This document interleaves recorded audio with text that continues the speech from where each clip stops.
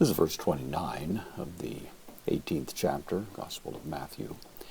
Jesus is wrapping up the parable he tells about the servant of a king who became unforgiving, even though he had been forgiven a massive debt before the king.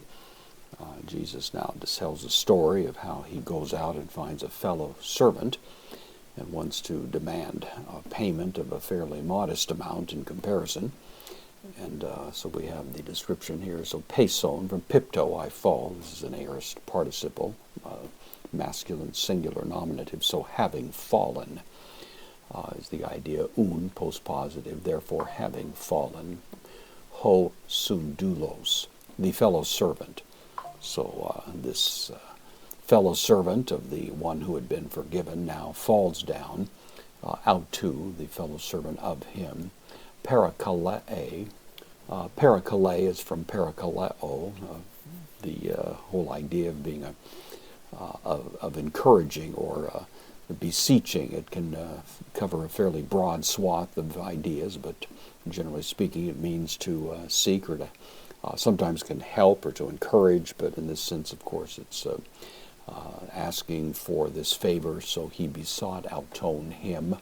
That is the one that had already been forgiven. Legon, saying, present participle, saying to him, macrothumeson. This is from macrothumeo, same word that was used in verse 26, to describe how the first servant had fallen down and sought grace or mercy from the king. Now a fellow servant is falling down and pleading the same thing, macrothumeo. Thumos is the word that means passion or rage. The macro means a long way off, a distance. So be patient. Don't give vent to your rage yet, but give me time would be the general force of it. So macrothomeson. Be patient, emoi, upon me or with me. Give me patience. Kai apodoso.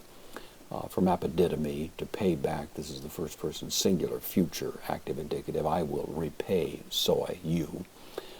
So essentially we have a duplicate situation, except the amount that is at stake here is considerably less, much less.